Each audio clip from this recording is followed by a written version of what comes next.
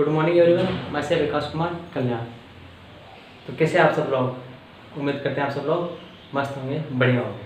ठीक है, तो पिछले वीडियो में मैंने क्या पढ़ा था, तो ठीक है, तो मैंने जो पिछला वीडियो बनाया था उसमें मैंने आपको क्या बताया था, जो गैसेज है उनका अक्सर उनका ट्रांसपोर्ट यानी CO2 और O2 का परिवहन कैसे होता है, किस फॉर्म में होता है। ठीक है, तो आज अपन पढ़ेंगे जो भी उसका जो नेक्स्ट हेडिंग है यानी रेगुलेशन ऑफ रेस्पिरेशन एवं जो डिसऑर्डर है, disorder related to respiratory system. ठीक है, उसके बारे में पढ़ेंगे। ठीक है, तो मैं पहला हेडिंग स्टार्ट कर रहा हूँ आपको आज, वो है अपनी रेगुलेशन ऑफ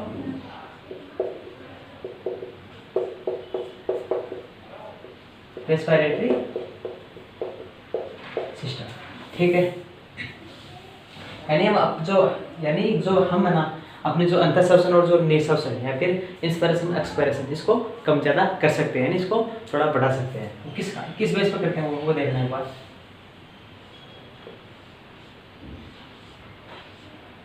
ठीक है,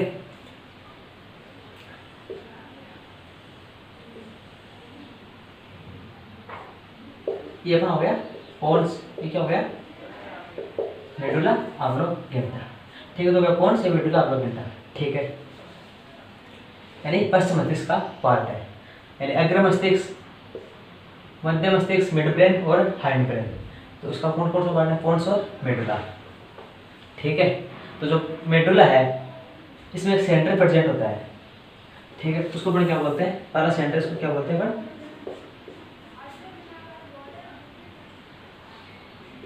रेस्पिरेटरी रिदम सेंटर।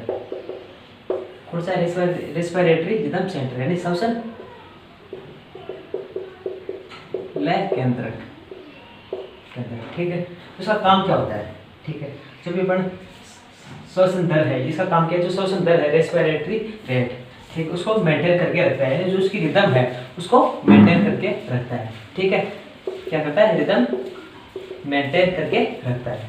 ठीक है, एक अगला सेंटर है, उसका क्या नाम है, एक यहाँ प्रेजेंट होता है, उसको अपन बोलते हैं न्यूमोटैक्सी। न्यूमोटैक्सी यानी श्वास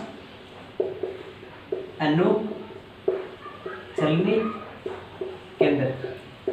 ठीक है, ये काम प्रेजेंट होता है, पोन्स में प्रेजेंट होता है। इसका काम क्या होता है, इसका काम ये होता है, जो ये न्यूमोटैक्सिक सेंटर है, ये क्या करता है, जो रेस्पिरेटरी रिदम सेंटर है इस पे काम करता है। ठीक है, और जो इसकी जो मेंटेन है, उसकी जो रिदम है उसको मेंटेन करता है, यानी ये जो काम करता है ना रेस्पिरेटरी रिदम सेंटर, इसमें कौन कोऑर्डिनेट करता है या फिर कौन कंट्रोल करता है, अपना ये न्यूमोटैक्सिक सेंटर। ठीक है, यानी इसके जो इम्पल्स है इसको आवेग देंगे, यानी इम्पल्स देंगे कि जो अपनी रेस्पिरेटरी रेट है उसको कम ज़्यादा कर, इस हिसाब से। ठीक है, यानी ये करता है, रिदम मेंटेन करता है, इस पर भी कंट्रोल कौन करता है, अपना न्यूमोटैक्सिक सेंटर।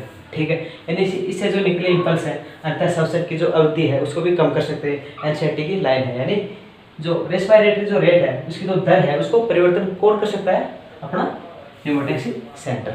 इसके बगल में एक सेंटर और प्रेजेंट होता है, उसको अपन बोलते हैं कीमोसेंसिटिव सेंटर। ठीक है, फिर रसायन संवेदी केंद्र। ठीक है, इसका काम क्या होता है, सबसे पहले तो ये जो किस पे डिपेंड करता है, यानी अपनी जो ब्लड है या फिर बड़ी बॉडी है, इसमें जो CO2 और H+ है इसकी कंसंट्रेशन पे ये डिपेंड करता है, यानी कंसंट्रेशन अगर बढ़ी या फिर कम ज़्यादा हुई तो इस पे ये डिपेंड करता है। ठीक है, यदि मान लो इसकी कंसंट्रेशन बढ़ी, ठीक है, ये भी दो तरीके से हो सकता है, एक होता है केंद्रीय यानी एक तो सेंट्रल कीमोसेंसिटिव कंट्रोल, या फिर दूसरा क्या बोल सकते हैं, पेरिफेरल।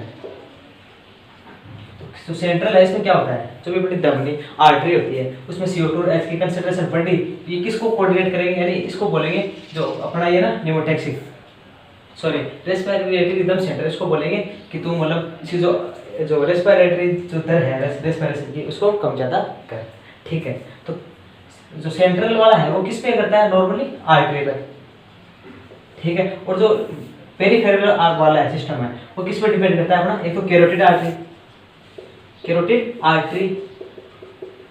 या फिर कैरोटिड बॉडी। इसके अलावा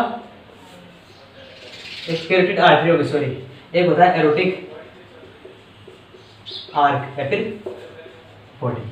इस पे इनमें यदि वो H+ की कंसंट्रेशन या फिर CO2 की कंसंट्रेशन कम ज़्यादा हो जाए, ठीक है, या फिर नॉर्मली जो आर्टरी वगैरह उसमें हो जाए, तो ये किसको बोलेंगे, अपना रेस्पिरेटरी रिदम सेंटर। तो ये आगे जाके इसमें कंट्रोल करेगा, यानी रेस्पिरेशन की जो रिदम है उसको मेंटेन करके रखता है, यानी या फिर जो भी रेस्पिरेशन की जो भी क्रियाएं हैं यानी दर है उसको परिवर्तित कर सकते हैं। तो मेनली किस पे डिपेंड करता है, CO2 और H+। अगर मैं बात करूँ O2 पे, तो इनका जो O2 पे जो भूमिका है, O2 का योगदान कितना होता है, 0, यानी O2 चेंज हो चाहे मत हो, इस पे डिपेंड नहीं करता। किस पे चेंज करता है, CO2 और H+ पे, ठीक है। तो ये अपना पॉइंट हो गया, 3 centre, respiratory rhythm centre, pneumotaxic और कीमोसेंसिटिव सेंटर, खत्म है।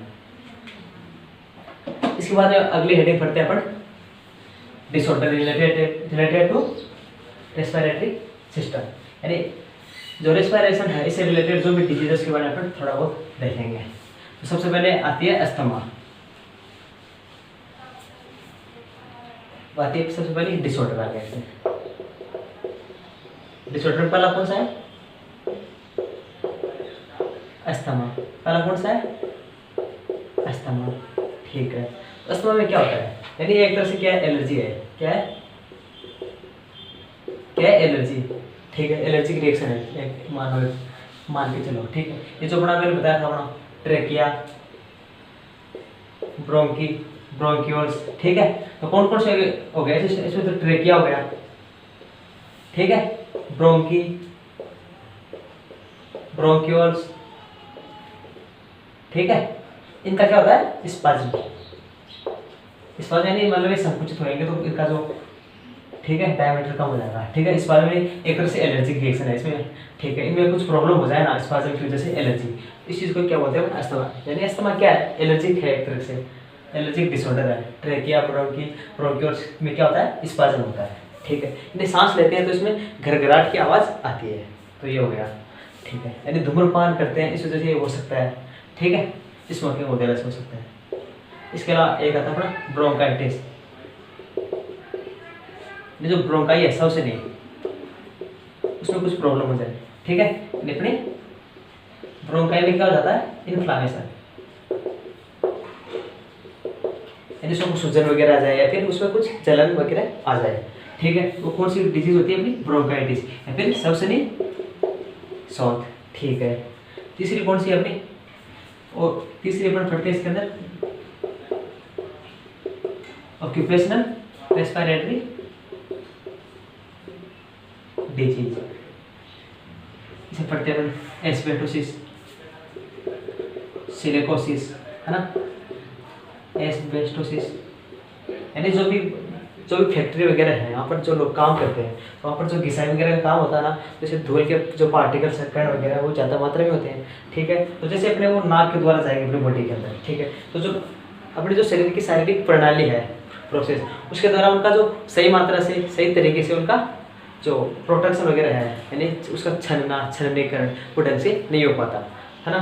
तो वो अपनी बॉडी के अंदर जाएंगे और जो कुपिका है वहाँ तक जाएंगे, और मतलब सॉरी अपने फेफड़ों में जाएंगे, और जो वहाँ पर क्या करेंगे, फाइब्रोसिस, क्या करेंगे, फाइब्रोसिस, यानी फाइब्रोसिस मतलब जो कोलेजन फाइबर है इनकी मात्रा बढ़ा देंगे, कोलेजन फाइबर बढ़ेंगे, तो जो फेफड़े अपने लंग्स, इनको क्या होगा, नुकसान, ठीक है, इनको क्या होगा, नुकसान है, फिर डैमेज स्टार्ट होना, डैमेज हो जाएंगे वो, ठीक है। तो ऑक्यूपेशन में क्या क्या आता है, सिलिकोसिस, एस्बेस्टोसिस, फाइब्रोसिस होता है, किसका, कोलेजन फाइबर्स का, ठीक है। इसका लंग्स पर डायरेक्ट इफेक्ट पड़ता है, ठीक है। एक और पढ़ते हैं इसके अंदर अपन अपनी